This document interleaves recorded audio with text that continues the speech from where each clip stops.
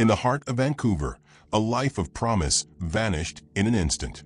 Abigail Stewart, model mother, philanthropist, disappeared without a trace. No farewell, no warning, just an abrupt silence that would echo across 2 continents. By the time her family raised the alarm in early 2023, investigators already sensed this was no ordinary missing person case. A routine welfare check became a descent into a scene of incomprehensible horror. Yet even as the facts emerged, one question loomed larger than any other. Who among those she loved would betray her so utterly? Abby Stewart was more than a public figure. She was a devoted mother of 4, whose laughter filled crowded shelters where she rescued abandoned animals. Her life was defined by compassion and by a bold financial gamble that would ultimately cost her everything. In 2020, she invested in a multi-million-dollar property, placing it in trusted hands to save on taxes. But that trust would shatter in blood. When Abby announced her plan to sell the Kitsilano Point condo, tension erupted. Pleas for the deed were met with silence, or worse, outright refusal. Texts went unanswered. Calls were avoided. Then, without explanation, she vanished. In the cold dawn of January 2023, officers discovered the rented house outside town, and inside, evidence that would haunt every investigator who set eyes on it. Pieces of Abby's life lay scattered. Her last Instagram photo, frozen in a half-smile. Her children's toys, abandoned in the playroom of her Vancouver home. And in that remote residence, the unthinkable. What would drive a family to erase the very person they had vowed to protect? What lengths would they go to conceal a betrayal born of envy and greed? In the next few minutes, we will unravel the plot that led from an elegant condo sale to a crime scene straight out of nightmares. We'll hear from those who knew Abby best, and from the detectives who pieced together a plan so meticulously crafted it almost escaped justice. This is the story of Abigail Stewart, how love turned lethal, and how truth ultimately prevails. This is True Crime Chronicles. Before tragedy struck, Abigail Stewart's life was a tapestry of ambition and care. Born and raised in Vancouver, she rose from local runway shows to international campaigns. Yet her greatest pride was her role as a mother. For young children, each morning, she greeted them with the warmth of sunrise. Evenings found her at the local animal shelter she co-founded. She named it Pause for Hope, a place where her gentle hands comforted every frightened creature. In the winter of 2022, Abby stood at a crossroads. Her modeling career soared, her charity flourished, and she made a choice that would alter her fate. A sleek ocean view condo in Kitsilano Point, purchased at a staggering 12.7 million Canadian dollars. Abby believed she had arranged everything correctly. She entrusted the deed to a single name she thought she could rely on. That name belonged to her ex-husband, Gareth Miller. On paper, putting the property in his father's trust shielded Abby from steep taxes. But as the condo's value climbed, so did tensions behind closed doors. Garrett's older brother, Bennett, began questioning payments. Their father, Walter, once a respected businessman, found himself wrestling with a sudden windfall. And then there was Eleanor, Garrett's mother, who handled the family finances. To the outside world, she was simply a devoted parent. To Abby, she was the gatekeeper of her own investment. When Abby notified the Millers she intended to sell, Eleanor's reply was neither warm nor welcoming. It was the start of a refusal that would echo through every legal avenue and every dark corner of trust betrayed. Late December 2022, Abby's messages went unanswered. She called Gareth. He claimed busy schedules. She reached out to Bennett. He promised an update that never came. Behind those polite deflections lay a different plan, one forged in secrecy and greed. In early January, Abby's concern escalated into alarm. She flew from Los Angeles to Vancouver, determined to reclaim her asset. Her last text, "I need that deed today." No reply followed. Then, on a frigid morning, she vanished. In the hours that followed, investigators would piece together evidence of premeditation. Rental agreements for a remote house, photos of power tools purchased weeks earlier, phone logs showing coordinated calls between family members at odd hours. Abby's disappearance was never an accident. It was the consequence of promises broken and alliances turned deadly. Stick around. We're about to move into the discovery of the crime scene itself, where every piece of evidence begins to reveal the true scope of the betrayal. At first light on January 10, 2023, Abby's car sat idle in her driveway. No sign of struggle, just the echo of a life interrupted. Her children's backpacks lay untouched by the door. Concerned neighbors alerted authorities, and within hours, investigators combed through her Vancouver condo, searching for clues that might explain her sudden absence. Detectives interviewed friends and colleagues. Each described Abby as punctual, reliable, never someone to vanish without a word. They tracked her last known movements: a midday charity meeting, a late-night call to her sister, a taxi ride home. Yet after that, the trail went cold. Digital forensics became crucial. Cell tower pings placed her phone near a remote road outside town just hours before she disappeared. Within 48 hours, the search radius expanded beyond city limits. Teams canvassed rural roads, scoured forest paths, and scoured the radar of nearby marinas. But it was a tip from a local resident, reporting strange noises near an unmarked rental property, that shifted the investigation from missing to crime scene. When officers arrived at the rental house, the air was unnaturally still. One of the police officers said it was so still that not a single thing was moving, almost like the world had paused. The air felt heavy and oppressive, as if it was holding its breath, waiting for something to happen. Inside, they found plastic sheeting taped to every surface, as though someone had planned for containment. A heavy freezer stood against the far wall, its door ajar, a gloved handprint smeared in frost. In a soup pot on the stove, remnants of bone and tissue mingled with wilted vegetables.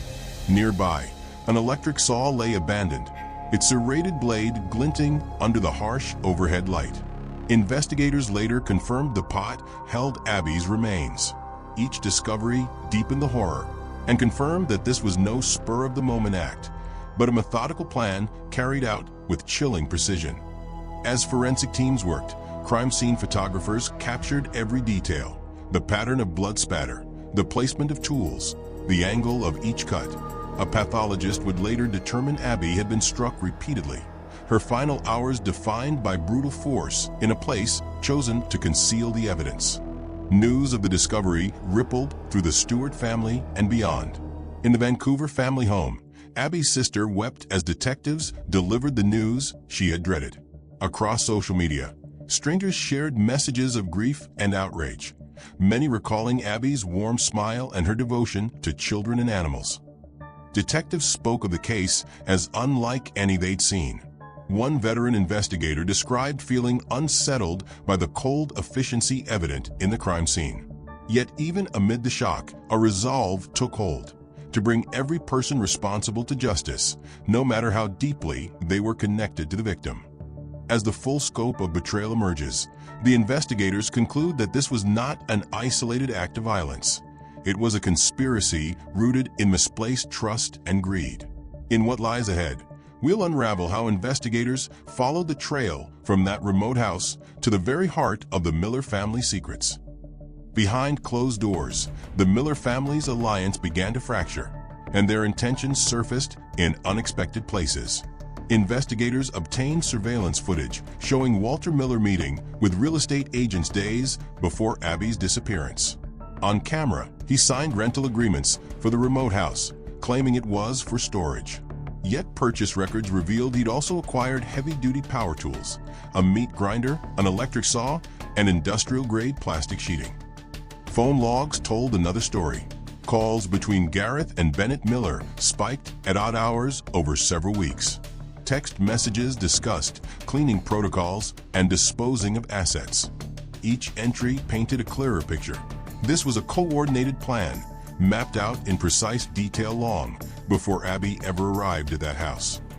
As detectives pieced together financial records, they discovered large cash withdrawals by Eleanor Miller, funds unaccounted for in her family's business ledgers. Their theory: she financed the logistics, ensuring every tool tarp, and container was in place. The stakes couldn't have been higher, and every new finding tightened the net around the Millers. Once the crime was complete, the Millers turned to an escape plan that would take them across international waters. Intercepted messages between Gareth Miller and Lawrence Finch described a rendezvous at Victoria's Harbor. Finch, a small boat operator with a shadowy past, agreed to ferry Gareth to a waiting vessel bound for Washington State. Investigators uncovered bank transfers from Penelope Vance, a close family friend, to Finch's offshore account. Vance's involvement went beyond financing. Phone calls placed her at a dockside cafe the night before Abby's body was discovered.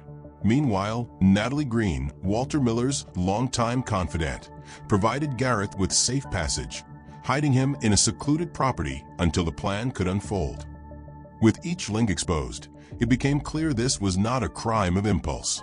It was an elaborate cover-up involving 6 individuals, each with a defined role. Yet, as police closed in, every contact, every message, every transaction left a digital footprint that investigators would follow relentlessly. Back in the lab, forensic analysts achieved critical breakthroughs.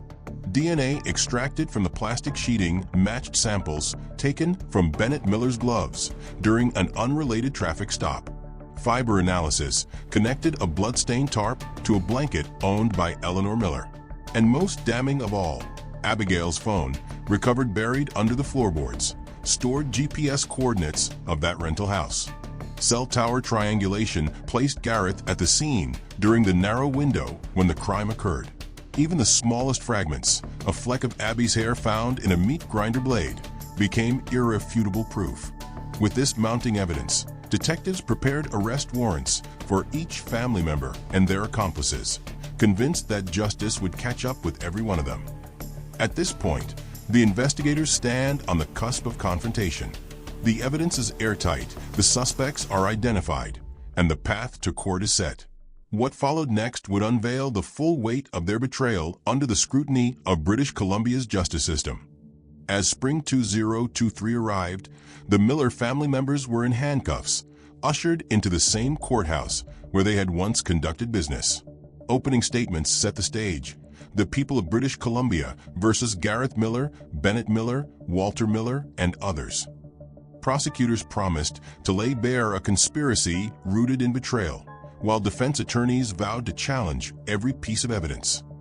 The judge's gavel fell, and the first witness took the stand, a homicide detective whose words carried the weight of every bone fragment, every frozen limb found in that rented house. The courtroom held its breath as he recounted the moment officers broke through the door, describing how each discovery pointed back to the Millers themselves. Next came the forensic pathologist, detailing Abby's final hours. His testimony traced the sequence of injuries, explaining how the tools purchased by the Millers had been used with grim precision. Each cut, each removal of tissue, reflected a cruel efficiency that he could only describe as deliberate. Then, the voice of Abby's sister filled the courtroom. With composure that belied her grief, she spoke of the sister she knew, her laughter, her kindness, her trust in the family she believed had her back. Abby would never have imagined her own blood could bring her to this, she said, her words hanging between the benches like an accusation. After days of testimony and hours of deliberation, the jury returned. One by one, they pronounced verdicts. Guilty on all counts of first-degree murder for Gareth, Bennett, and Walter Miller. Guilty of obstruction and aiding an offender for Eleanor, Lawrence Finch, Penelope Vance, and Natalie Green. The courtroom fell silent. Life sentences with no possibility of parole for 25 years were handed down to the 3 primary perpetrators. The accomplices received substantial prison terms. As the judge read each sentence, Abby's children, present behind a protective screen, grasped each other's hands. In that moment, justice found its final form. In the weeks that followed, Vancouver held its breath. Memorials to Abby Stewart sprang up across the city, candles flickering beneath her photograph, strangers leaving flowers at the shelter she helped found. Across the continent, her story inspired conversations about trust, wealth, and the lengths some will go to protect what they believe is theirs. Her children carry her memory forward, the laughter she sparked in their lives, now a beacon against despair. She always saw the best in people, one friend recalls, and she believed love could solve anything. Yet in her case, loyalty turned against her, leaving a lesson burned into the heart of every family she touched. As the gavel fell on each sentence, it marked not just an end, but a warning. Betrayal can come from those we trust most. Abby's story reminds us that justice may be slow, but it arrives with certainty. If her voice could still reach us, she would urge us to stand firm for what is right. Thank you for watching. Share this story to honor Abby's memory and join the conversation. What would you do if the very people you relied on turned against you? Subscribe for more deep dives into true crime cases that challenge our understanding of loyalty and the price of betrayal. Until we meet again, stay away from crime.